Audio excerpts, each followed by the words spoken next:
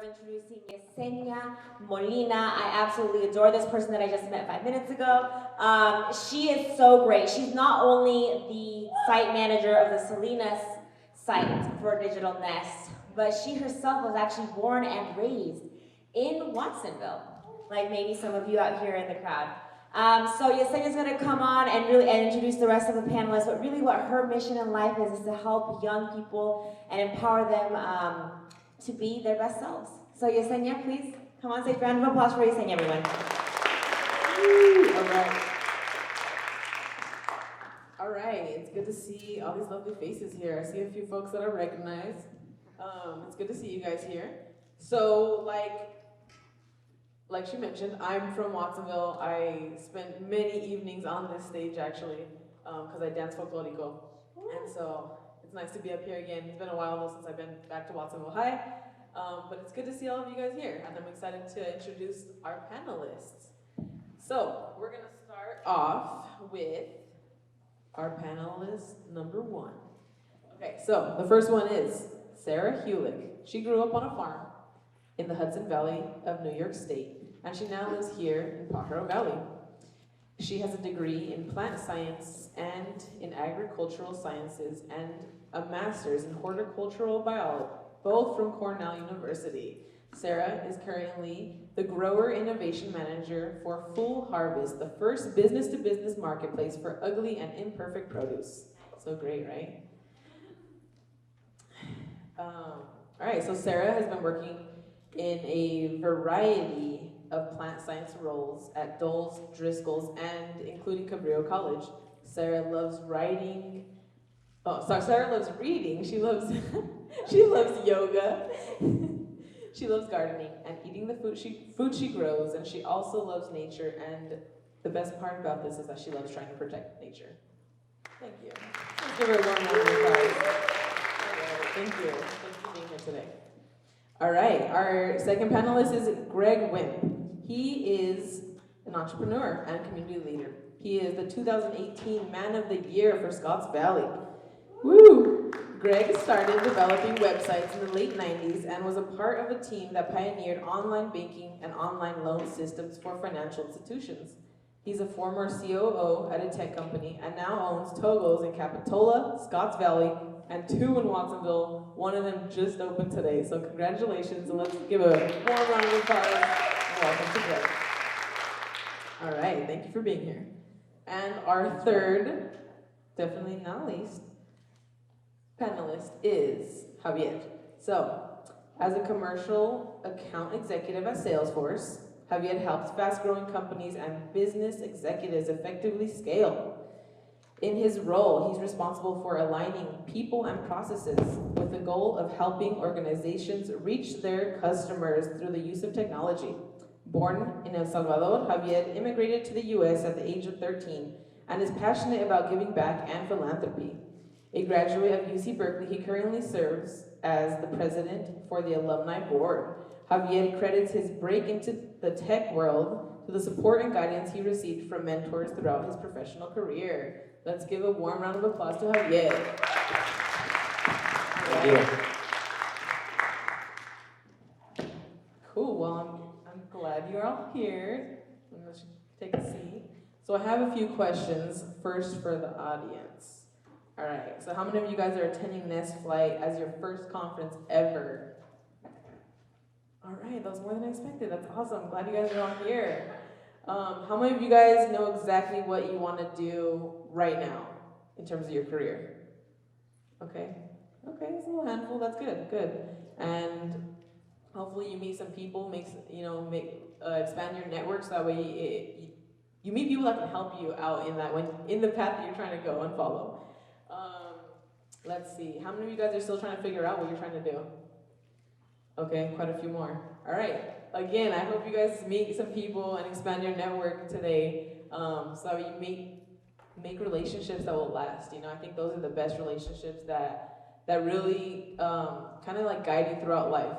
And we're gonna get into that a little bit right now with our panelists, and maybe some of these will be your mentors. You never know. Cool. So just a brief little overview about our time, your time with me and our panelists. We are gonna start off with a few questions to each of them, just to like get us warmed up, get us started, get us going, get the conversation going. Then we're gonna open it up to questions from the audience. So start thinking about questions you guys might have. Yeah, if something that someone up here says intrigues you or makes you think of another question that you want to follow up on, make sure you jot it down, write it down, so when I announce it, there'll be 2 microphones out in the audience and you guys will have an opportunity to ask your questions. Okay? And then we're gonna keep going with a few more questions to all of them, and hopefully by the end of the day, we'll all feel really inspired. All right, thank you guys for being here. So, we're gonna start off with this first question. If you had to choose one skill that was necessary for you to be successful, what would that be? And this question is going to Javier. Hey, good morning. Good afternoon. Thanks for coming. And I'm excited to be here this morning. So for background, I haven't prepped anything for this question, so I'm just gonna speak from the heart and whatever I think comes to mind. For background, I was born in El Salvador, moved to the States when I was 13, and coming in, I lived in LA, East LA actually, and not speaking any word of English, I would say there are 2 items, not necessarily just one, but one is gratitude, and the second one that comes to mind is grit. Not speaking any English and just being out there and figuring things out, I would say the reason where I am today and working at a #1 software company in the world, it has to do with figuring out, asking questions, and really just getting help from whoever way you can. And a lot of people ask me like, how do you go about like finding mentors? How do you go about networking?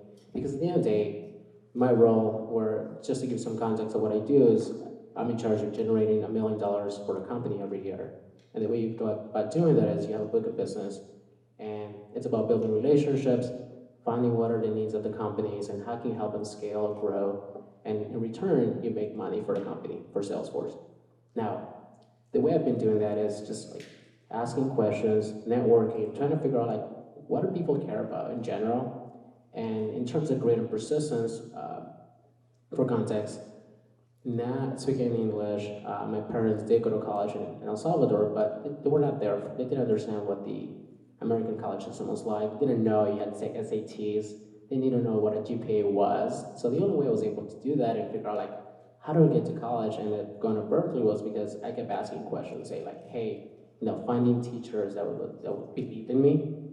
And there's also those that didn't believe in me, and those people like never really asked for help, right? So you gotta find the right people that care for you, and tell them like, hey, here's what you need to do.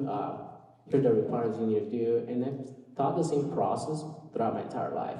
People come to me and say, hey, like I can't find mentors or I can't get promoted because it's all about people etc.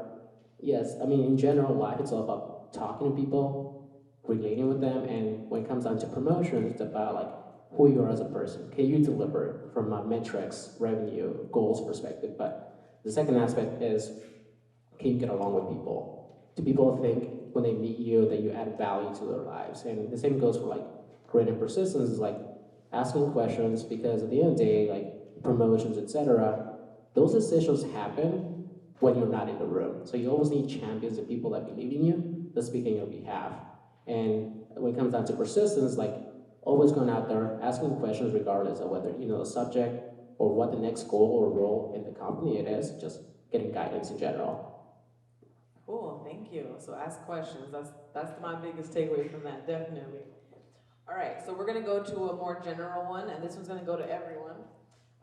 And it's complete this sentence. In my career experience so far, the one thing I'm glad I did is, and we'll start over here. Okay. Hey everybody, my name's Sarah. Thanks for having me here, Yesenia and the Digital Nest team. I would say the one thing I'm glad I did in my career so far is, I'm gonna get really quick here, is you gotta stay healthy. I think, whether it's mental health or physical health, if you're not healthy and if you're not there, then you can't show up every day. So I think, I learned that the hard way a few years ago, and I had one of those kind of quarter life breakdowns and had to work on the health aspect. Because if you're not if you're not here with your person, you can't show up and really bring your all to your career every day. Cool, thank you. We'll pass it over to Greg. So one thing, I'm not sure about one thing, but I do agree with the health. I actually ran into that middle of my career. Wasn't taking care of myself, stress level was high, and just started getting sick all the time, and actually developed some migraines. So I had to address that and take care of myself so I could take care of my family and my job and perform. But one thing, taking risks and working hard, and part of taking risks, just not being afraid of failing, and then taking those failures and learning from them and growing would probably be a big kind of recommendation, I guess, is just not being afraid to fail and just, you got to pick yourself back up and learn from that, and people will recognize that. Cool. Thank you. Yeah, here at the Nest, we definitely are constantly saying, fail forward. If you're gonna fail, just take a step forward when you do it, and learn from your experiences, and then continue again. Yeah, I mean, I would echo that, but when you all raised your hand around like not knowing what you wanted to do, I'm still trying to figure that out. I mean, life is not linear. When I first went to college, I thought I wanted to be a doctor, and now I'm doing commercial sales. That's just life. And at the end of the day, I would say the one thing is having a framework of where you want to go, but also being open to the change. You're gonna meet people, you're gonna be in different spaces, and always being willing to, okay, where do I go next? And having that vision forward. Definitely. Cool, thank you guys.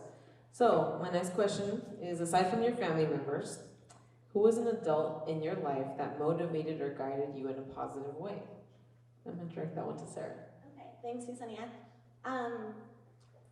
So I'll talk about a couple of my mentors. I have a question for the audience. Who here either is right now or will be, if you go to college, a first-generation college student? Okay, so quite a few people. I was also, and I think if you're in that situation, it's really important to find mentors because your nuclear family may not have the kind of questions, the answers to your questions, and like Javier was saying, even though his parents had, but once you are immersed in a new culture, you could be in the same situation. So for me, I found the high school, I didn't go to Watsonville High, but we had an ag and FFA program at my high school too, and I found a really amazing mentor in one of my ag teachers, and she really helped me, like just in the how do you apply to college, where should I go, I want to study this, what schools have that, and so I think finding those mentors is really key to moving in the direction you want to move in the world, especially if you don't find that the knowledge you're looking for is directly in the people who you're most close with or have the most kind of conversations with. Cool. So you met them through your high school? Yes, so it was a kind of traditional teacher-student mentor relationship through high school and through extracurriculars, because I think that doing some sort of extracurricular is how you maybe get close enough to someone to be able to kind of convince them to be a mentor and ask them to be a mentor. Cool. I just want to dive a little bit deeper, and maybe Javier, you can also chime in, because I know in your bio you kind of said that you felt that it was because of mentors that helped you kind of break through in this tech world, tech industry. And so my next question is, where do you think young people can find mentors, or how did you go about? Maybe the both of you guys can partner on this one. Sure, I can take a stab at it. In terms of mentorship, it doesn't have to be someone's extremely high in some company or someone extremely older than you. I mean, peers could be mentors as well. It's just finding what are they doing well that you admire or have questions, and figure out how do you do that? If your goal is to make $1 million, is there someone you've seen that makes $1 million? All you gotta ask is well, can we grab some coffee? And in my job, for example, I want to be able to lead a company and a team, and all I do is email vice presidents and say, hey, can I grab coffee for the next 30 minutes? And I'm not gonna lie, every single time I talk to them, they say, hey Javier, thanks for asking. You'll be surprised, no one ever asked me that. It's like very few people ask me for help or guidance. And the way you use it is like, okay, how did you get there? What are some of the challenges? And then as you build a relationship, then you can say, hey, can you be my mentor, or can we meet every 6 months or whatever that may be? In tech, I mean, like my background is in physiology and nutritional sciences. Absolutely nothing to do with what I do in my daily job today. And a lot of people think I've done business. I have never done business in career-wise. I'm sorry, educational-wise, but career-wise I have. And the reason I was able to break into tech was because one of my ex-colleagues in my first job moved to a new company and said, hey, I think you're a great worker. It sounds like you're ambitious. It sounds like you want to, do well in life and you get along with people. I have this job in sales. Would you like to try it? And I was like, yeah, sure, why not? At that point, for background, I've been laid off from my first job. So going back to grit and persistence, like life is never gonna be perfect. Like even though you may think you have it at some point, there's always a new roadblock and challenge that comes. So I graduated from college in Berkeley, and I was like, oh yeah, I went to Berkeley. I'm sure I'm gonna have a great job. So I get my first job, was paid $33,000 a year. Living in San Francisco, Oakland, that's not enough, I can tell you that. And so I get laid off from my first job, and I'm like, okay, so we're back to square one. Like I have no idea what to do with my life. And find this mentor to say, hey, there's this job, I think you'll be a great fit. So what I did, and I learned in that lesson was like, I never want to have to go back to my network because I need something, one, and two, always be willing to give back, which is one of the reasons why I go to a lot of networking events or events like this and say, hey, like I would like to share my story because I found great value in just having talked to people that may have gone through the same situation, but also giving back. Like I'm grateful for where I am today. I know I won't always be in a great position, but at least I know I can always go ask for help or give that when I don't need it.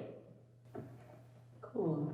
Any of you guys want to chime in on where you think youth can find mentors, or how do they engage with mentors?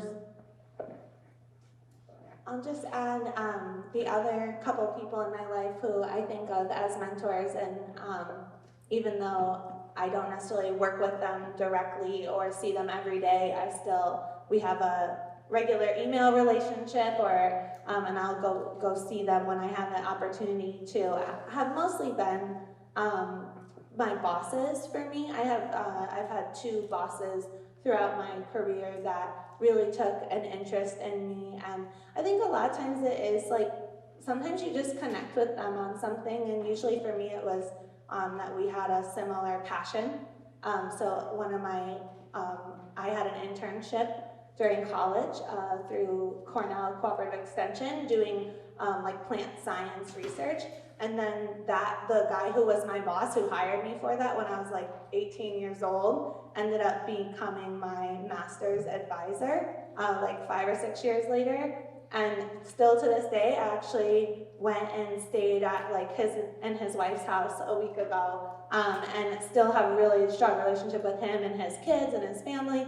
And you know, you really have to stay in touch, and you have to really reach out and kind of work to foster that relationship, to build it so it gets stronger, so that you can kind of continually go back and talk to that person. So I think if any of you have jobs, and find your manager to not only be palatable, but like someone you like and you want to learn from, that is a person who kind of naturally has an interest in you and your well-being and your success. So they can often be good possible mentors.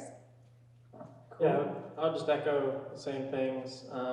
Like mentors they're all around us, and it's all about the relationships that you build with bosses, your fellow students, teachers, just developing those relationships and just continue to do that throughout your school or career. You'll find those mentors are just all around us, and just building that network continually, just putting yourself out there and building those relationships. So. Can I just add something to it? Like, you don't have to have all the answers either. A lot of people get paralysis by analysis and say, oh my God, like, I need to find a mentor. How do you find it? Or like meet someone like, oh, what do I talk about? Like, you could be yourself and say, hey, honestly, like, I'm looking for a mentor, or would love to maximize our time together. Like, I've never done this before. What do you recommend? Like, always ask the question, what's your guidance? And people are always willing to talk to you about their guidance. I can tell you that. And then you put a plan together, and that you work together, and you add value to them, and ask them, like, what do you want out of this relationship? Because you have also something to offer. It's your perspective, your story, which is important. You should always own your story. And that's what people find the most value with. Cool, thank you. Raise your hand if you guys have someone in mind that you guys feel you guys trust in terms of who can you go ask for guidance, or who's your mentor. Raise your hand if you have someone in mind. Cool, that's good. And you guys are like all really young, and so you're off to a great start. And it's completely okay to have multiple mentors also. I think that's even better, the more the merrier. Hopefully the folks who didn't raise their hand, come approach these guys after. All right, so we're gonna go to our next question. Did you always know that you wanted to do what you're doing now? And that's gonna go to Greg. Okay. Like always knowing, like definitely at a young age, I was interested in technology and business. Like I got my first computer when I was like, it was called the VIC-20. You may have never heard of that, but it's probably when I was like 7 or something. But you could actually program it using this basic language to make your own games, and so that kind of got me started in technology and interested in like the software side of things, but even the hardware. But then business as well. Like I started, like I got this little button making machine when I was a kid and started selling those, and started my first business when I was in high school. So I'd say yes. I didn't know what it looked like, but I did have an idea of what I would do as far as business and technology and how to do that. It was a winding path to get there. Yeah. Cool. We're gonna get a little bit deeper with you Okay. a little bit later, because I know you made kind of like a Go ahead, career probe. switch. You kind of switched a little bit the direction of your future and your career. So we'll talk a little bit about that in a little bit. My next question is gonna go to Sarah. So when I think of technology and nature, they often seem to be like opposing, right? They're like technology, nature, completely different things. Do you ever use technology to help save the nature that we still have? Okay, thank you, Sonia. Yes, definitely. I think that's kind of the goal. Especially, I identify as a millennial, and probably most of you are Gen Z. But one thing that everyone talks about with millennials is we're like really idealistic. And I think one of the goals for my career as I've kind of shifted jobs is to make sure I feel like whatever I'm working on day in and day out is making the world a better place. So obviously you can interpret that in different ways, but for me, I'm really passionate about making agriculture more sustainable. So for example, I think for years and years and years, technology was often developed with the intent to essentially create profits and reap rewards, and kind of reap the earth of its natural resources. But I think we can also use and develop technology to also make profits, but kind of utilize the things that we have and try to conserve what we still have at the same time. So the company I work for, Full Harvest, have a digital marketplace, so that's the tech, to sell ugly and surplus produce. So ugly produce is something that's the wrong shape, the wrong size, the wrong color, too big, too small. And there is actually a ton of that left in the fields when the farmer declares that this field is done, we're moving on to the next one. So if we're harvesting that stuff and selling that to a business, and they're usually making juice or a puree or some product that doesn't matter what it looked like in the first place, we could actually like decrease the amount of acres of a given crop because we're actually utilizing everything out there. So I definitely think you can use tech to save nature or to reduce our environmental impact, and I definitely hope that some of you are interested in developing your own tech or joining tech firms that their goals are have an environmentalist slant and can work to reduce our climate impact. Definitely. I really enjoyed talking to you the other day and having a conversation about our gardens because we both have some really nice gardens. And and so some of my fruit, I'm like, man, when I look at it, I'm like, I don't think it's supposed to look like this. So it was really nice, but I still eat it, definitely. Cool. So we're about 30 minutes in. Time goes by so quickly. So I wanted to open it up to you guys. I don't know if you guys have any questions. Maybe you guys could raise your hand if you have a question. We have two volunteers right here, two lovely folks who are gonna bring the mic to you. Looks like we got one right here.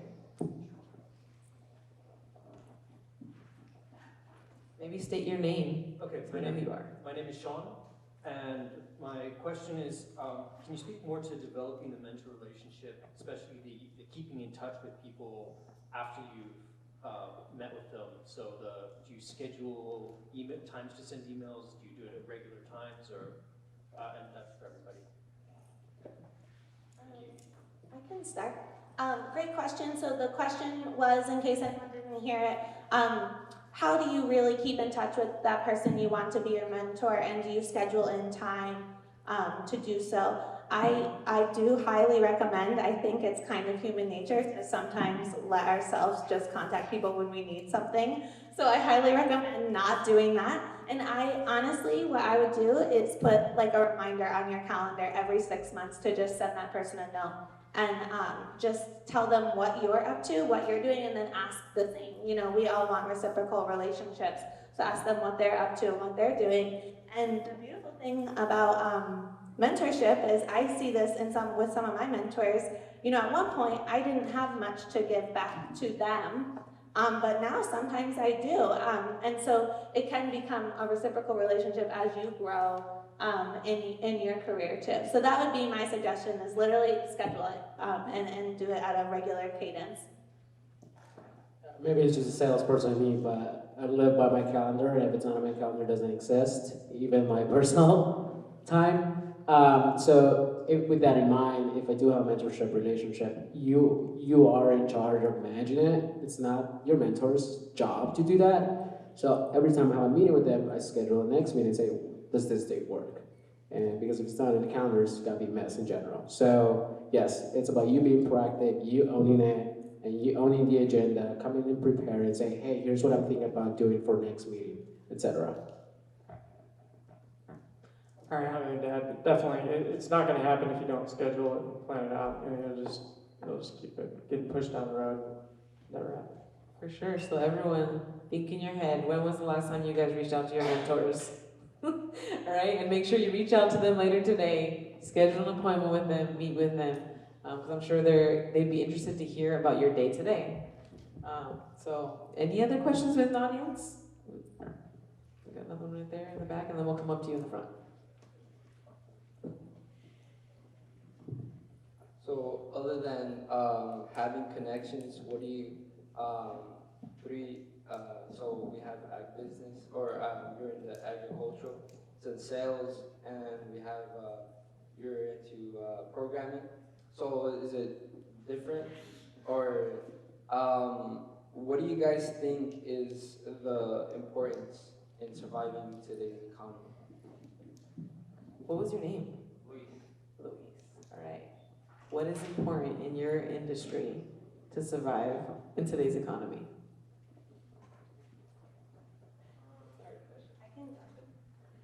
Okay, Louise, great question. So what's important to survive in today's economy? And then I'm actually going to talk about I'm going to pretend to talk about 30 years from now, because I think that's really what we're all worried about, right?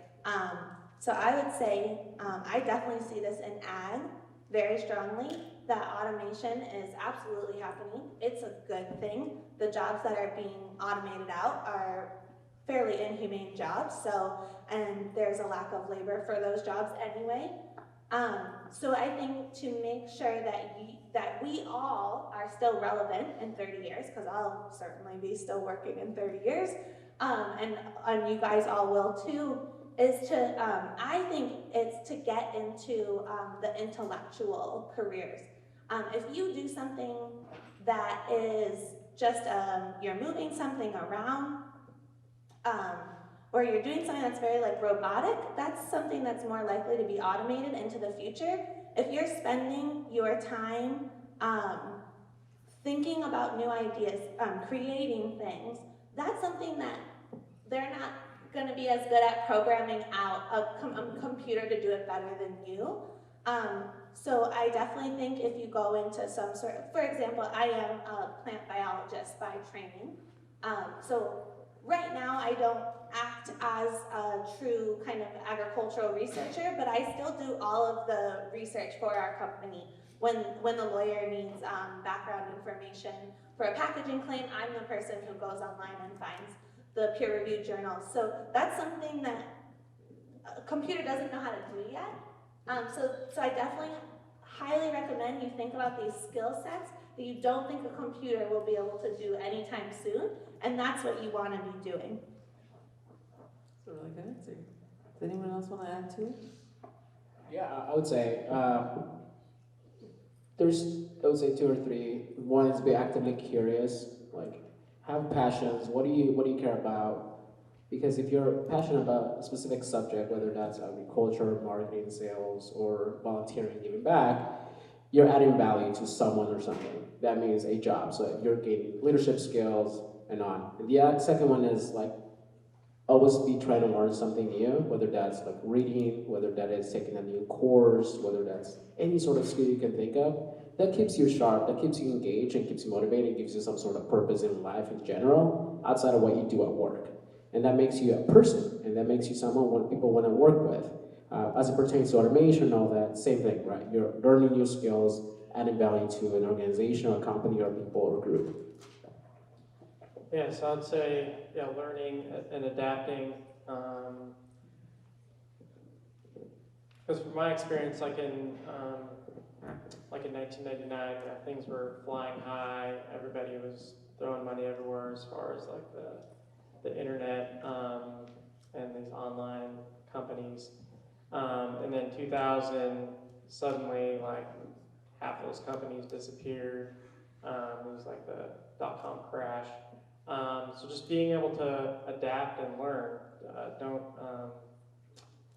get stuck in some specialty and not be curious about new technologies or new industries coming up. There's a lot of new things as far as like autonomous vehicles and AI, and so just being interested in future technologies and continuing to learn, I guess would be that, or you'll get phased out. So be curious, be able to adapt, and be unique, right? Something that only you can do, that only us as humans can do as individuals. And I would add to that to know your values, know what you believe in, and just like for in life, make sure you stand by those. And I think that all, if you can do all of those, you will be really well off. Good, really good question. We have time for one more question, and I promised I would bring it to you. Make sure you introduce yourself. We all want to know who you are. Hi, I'm Jason, and I have two questions specifically for Javier and Greg, but it's also open to anybody. For Javier, I've noticed on your LinkedIn profile that Your homework. you were very hardworking, and you've won scholars, awards, and you've also done a lot of volunteer work alongside of it. So I was just wondering, how were you motivated to do all these things while maintaining good records? And for you, Greg, I know that Silicon Valley celebrates the culture, celebrates failure. But for you, from your personal experience, owning 3 stores in the Bay Area, what are some of the failures that led you to succeed and to become one of the most successful persons? Start? Yeah, that's the first question. Thanks for doing your homework. Love it. In terms of motivation, motivation is just what gets you going. At the end of the day, it's like the spark, right? At the end of the day, motivation only gets you so far. So that gets you started. Say you're working out. You say, oh my God, I need to lose 10 pounds. All right, the first week it's easy. You start going to a gym, and then the second week it's a little harder. You're like, okay, should I eat this? I don't know. It looks good. And third week is like, oh, all right, I already skipped 2 days at the gym, 3 days. One more meal is not gonna matter, right? It's all these little details, little things that you do every day accumulate. So that's the way I look at life. It's all about building habits. It takes 30 days to make a habit. To give you some context, the way I live my life is I have like a morning routine. I wake up to like, I typically wake up at 4:30 a.m. I wake up, stretch, drink some caffeine of some kind, hit the gym, and meditate. Why do I do that? People are like, you're a morning person. That's just the way you are. Now, this took me, I hate mornings, to be honest with you. But it all came down to how it made me feel. So I was like, you know what? I like waking up early in the morning. I don't get on the train bar in the Bay Area, and it's when I get on it, it's empty. I get a seat. Oh wow, like I feel much happier than when it's like 100 people in one small train and I can't even move, right? So all these small details of like waking up every morning, hitting the gym, and then at the end of the day, like at the end of the month, I'm like, oh, I lost like 10 pounds. That was all additive. It's not like I woke up one day and I was like, oh, I'm a gym person. Oh, I'm a morning person. No, like it sucks. Like it sucks the first 5 days, sucks the first 10, 20, 30. But it goes back to what's my larger vision. My larger vision is so this is my new goal this year. I'm about to turn 30. I was like, I want to be the fittest I can be before I turn 30. And now I have like another 2 months to go. And the same goes for my career. Like, what is my larger purpose in life? My goal is to be able to achieve X role in the organization by this date. And as long as you have specific metrics, smart goals, so measurable, accomplishable, and small attainments that keep you going, then it just becomes a habit and it's easy. So whenever I go, like this morning I went for a run, like I thought about it, I'm like, I should go for a run, I gotta drive 2 hours. I'm like, no, like it makes me feel good, like just make the effort. And once I was in the run, I was like, oh, this is great, like I have enough time to make it because I made the effort. So it's all about like, what's your larger vision? How are you gonna get there? What are the challenges between that? And once you get started, it's an easy, just like when you wake up, you brush your teeth. That is a normal behavior and habit. I hope you wake up. I hope you brush your teeth. But that's just in general, that's just the way I operate. Okay, so learning from failures, is that generally the question? So I guess that goes back to being adaptable and learning. So I was at a company that was a spin-off at Stanford. We developed technology for financial institutions, and we were bought and sold a couple times. It was, exciting work. We're doing cutting edge kind of technology stuff in the financial space. But then eventually, the companies kept getting bigger and bigger that acquired us, and then they decided they didn't need the California office anymore, so they were going to close the office and let go of the team here. But they wanted to keep me and move me out to Connecticut, but I flew out there and checked it out, and I didn't want to live in the snow and everything, so I said, no thanks. And so now I found myself, now I need to find something else to do, so I adapted. I took a couple coworkers and we started a little startup and in the same kind of space, and so I guess that was the adapt. Did that for a little while, but it wasn't growing fast enough, so had to adapt again, and shifted gears into a different market where it was more, instead of programming, I was more in management and in technology space, and we did research in the software development industry. And so that was just another way I adapted. And put me on a path of more management. Moved up to being the CEO of that company, and it was very interesting work. And so along my whole career, I was always adapting and learning, so I could grow.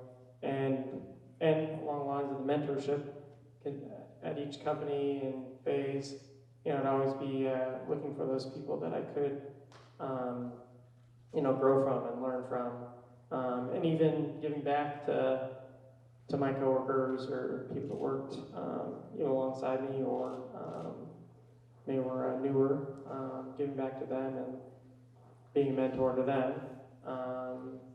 Yeah, I don't know. Hopefully that answered your question. Cool, thank you. So be like a chameleon and adapt to your surroundings, but never forget that you're green. You always gotta remember where you come from, remember who you are everywhere you go. So that way when you go to those places and you see things that you don't like, you guys gotta make those changes, right? I think that's what the Nest is all about and why we wanna put on conferences like this, especially for folks just like you guys. So I'm gonna go on to the next question. This one actually is gonna be directed to Greg. So how did you go from being COO in the tech industry to owning a smaller local business? Yeah, it is a curious thing. Because, COO of company, we're selling research to some of the biggest technology companies in the world, like Google, Intel, IBM. And then I go from, selling these research projects that were $100,000, $200,000 to selling a sandwich for $8. It's curious, but part of my motivation was doing something where I get involved more in my local community. I had been in the tech space for 20 years and was looking for a change and looking for something I get involved in the community. I'd been getting more involved in my local community as far as I was on these executive committees for these bond measures to raise money for the local schools, to rebuild like an old school was like built in the 40s. It was actually part of the New Deal. And then just another bond measure just raising money for the schools. And I volunteer at different like youth organizations. And so I was looking where I could combine that with my job and that involvement in the community, and found these 3 shops that were for sale that were kind of spread across the county where I live, and gave me the opportunity to get involved in the community. So we get involved with Digital Nest. We're providing lunch today. So Thank you. Provide, partner with Boys and Girls Club in county, and we do fundraisers for different groups at the stores, and it's interesting. There's always something going wrong at a little business like this. There's always employee things or things breaking. But I enjoy it. They're just small challenges, and I don't know. That's my winding road. Cool. Well, in backstage, we asked him how that first day was. Like, how was your first day? And he was like, I don't even know how I got through the first day because I didn't know what I was fully doing. Yeah, I didn't but have now here you are, experience and you just opened up a new one in Watsonville. Yes, second store. Just downtown, so make sure we all go there and support. So I have another question. So I think all of us up here, and probably some of you know, when you start working, your schedule just starts piling up. Right, and you brought up your calendar. When I look at my calendar, I'm like, oh my God, there's so much in there. I get stressed out just thinking about it, right? So, can you provide some insight on work-life balance? How do you manage friendships, love lives, hobbies, with all the work that you do? Javier. I love the calendar. It gets me excited. It gives me structure. Otherwise, I'd be freaking out. And it's true. I hate Monday mornings if I don't know what I'm actually getting myself into, or if I come to 100 emails about an issue, that really stresses me out. But I look at just in life in general, there's research that shows there's 4 buckets you have to fill in order for me to be happy. The first one is physical. Physical, I'll walk you through it. Physical, cognitive, relationships, and the bigger one is purpose. So when you go to physical, it means you're active, you're moving, you're getting serotonin. That makes you a happy person. And that also means you have a better health, etc. The second aspect being cognitive. A job that gives you some sort of meaning, you're not bored in it, it challenges you, it's always different, keeps you on your toes. The third one's being relationships, meaning you have friends, partners, positive engagements, and relationships you get a lot of value out of. The fourth one is the toughest one and the hardest one to get to, which is purpose. Like, it usually refers to mindfulness, it refers to religion, it refers to your values and your goals. So if you're able to do all that and have some sort of structure and you're working towards smaller goals within that, then you're gonna feel pretty happy. The challenge comes around like organizational management is like, how do you manage all that? To me, I love having a structure. I love having goals in general that I'm working towards in those specific buckets. And then I feel like at the end of the day, like I feel like I've accomplished something. And then that adds up day one, day all until the end of the week, and then you feel like, you know what, you have a pretty good life in general. So that's the way I go about managing. I do, whenever I organize events with friends, I do organize events 3 weeks out, put on their calendar and say, hey, we're hanging out on this date, especially if it's like 10 people, and the older you get, the flakier people get, and then they just don't show up. So, hey, the salesperson sends reminders, say, hey, we're hanging out in 2 weeks. Hey, are you still coming to the 1 week out? Hey, the event is this week, are you coming? Because I made reservations, etc. So, I just about being proactive and honestly taking ownership of your life and having a plan and process and being open to not working out sometimes. And that's just the way around my day. Cool, thank you. Hopefully that gives us some insight. So, you're my only female panelist up here. We were supposed to have one more, she got sick. Unfortunately, she wasn't able to make it. But I have a question specifically for you. So, many companies in the tech industry have not done so well at being equitable when it comes to women. Is there anything you or your company does to combat this? Okay. So I just want to make a comment first about what Javier just said. I think I need a friend like Javier. Let's put some time on the calendar. Okay. If you're from Watsonville or Santa Cruz, your friends probably aren't like that. We're all like, yeah, maybe I'll see you there. Cool. So that can work too. But it's definitely, you gotta find those things that are gonna fulfill you. But to go back to Yesenia's question here. Yeah, a lot of tech companies have essentially failed at hiring enough women and creating a culture that makes women feel safe and included and represented and like they can be themselves and bring their whole selves to work. Or even, your 80% self that you want people to see. And so I think the simplest way to say, how can that get better? Or as a woman in the audience, what do you look for when you go to an interview? Is look for representation. I honestly believe that when there are women at that place of work and when there are women in positions of power, in leadership positions, it's going to be a better workplace for women. The way that women bring themselves to work, the way they act, they talk, they think is going to be considered more normal. And instead of like kind of the, an unusual way of thinking or acting or speaking, when there's not very many women at work. And I think our job in our generation is sometimes we have to be the snowplow. We're gonna be the one that's the first one and going through, and then you have to bring your hand on and pull everyone up with you. Sometimes you're in a more of an industry where you don't have to be the snowplow as much, but it's still, like as soon as you have power, you need to empower someone else, right? You need to make way and try to make the workplace more inclusive for everybody, really. For sure. I think one of the main reasons why I moved back to Watsonville and came to work for the NIST is because I feel that I have a personal responsibility and accountability to the young folks in my community of Watsonville, right, and surrounding areas. I work in Salinas, and so that's kind of like why I came back, right, is to help and like help the other folks up. Can I add something to that?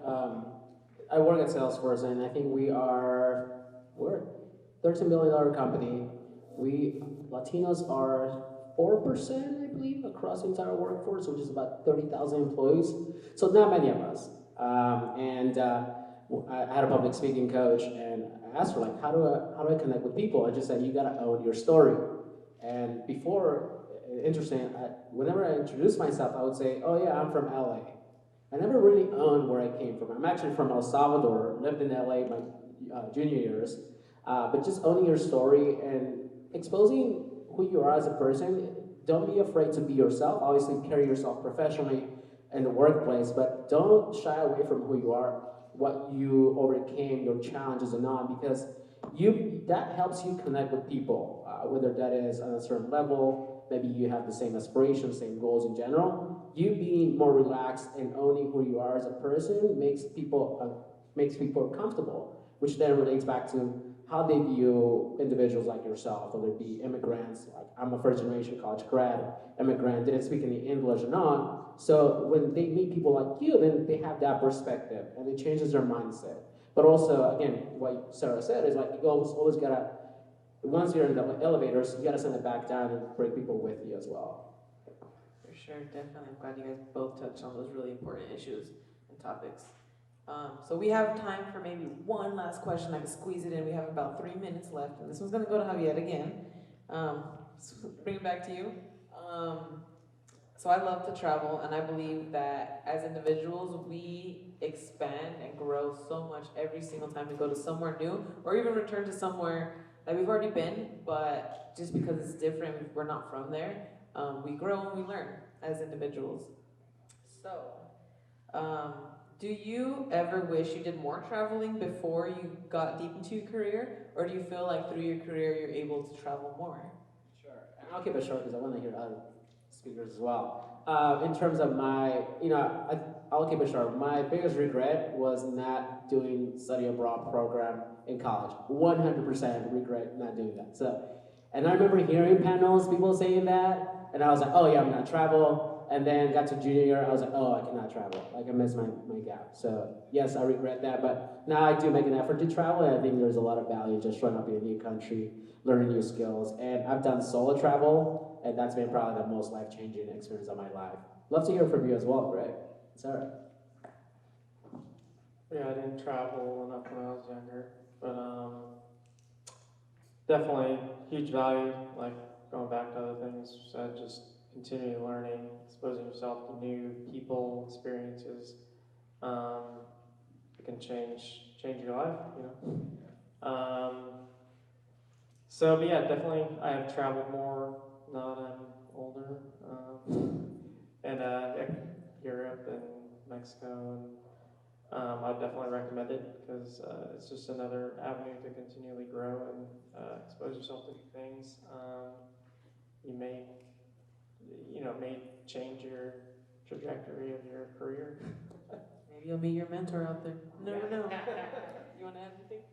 Sure. I definitely think while you're in college, there are a lot of opportunities to travel if you seek them out.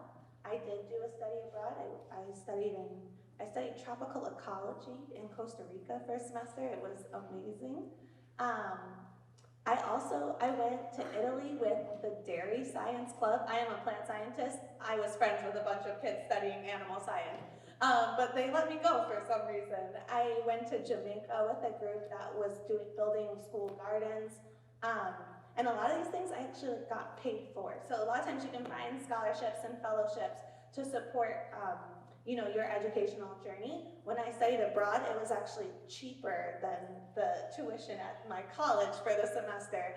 So don't just think, oh, finances are, gonna completely bump me out of being able to do this, because you can get pretty creative. And I'm really glad I traveled a lot when I was younger, because I think, life goes through ebbs and flows, and my traveling seems to go through ebbs and flows. So I'll have a year where I do a lot, and then a couple years where life gets busy and I don't do much. So if you can, do it.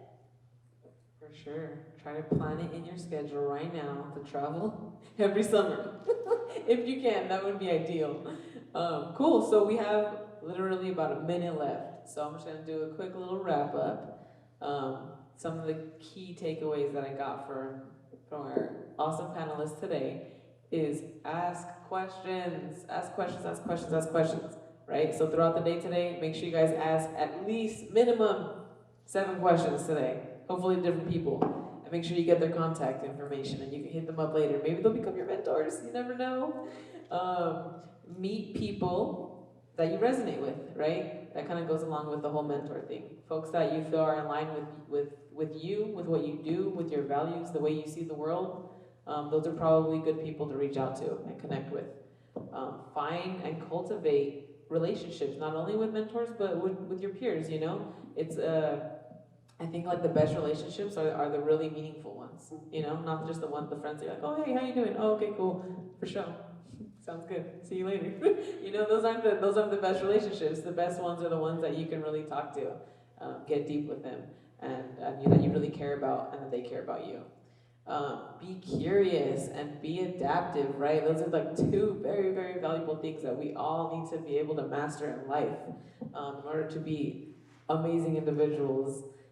So definitely work on those. Hopefully, most likely, some of you are already working on them, already have those skills, but continue working on them.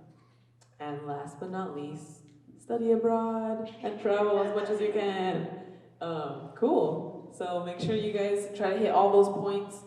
Make some new friends today, and enjoy the rest of the conference. But let's help me give a round of applause for our panelists. Thank you guys.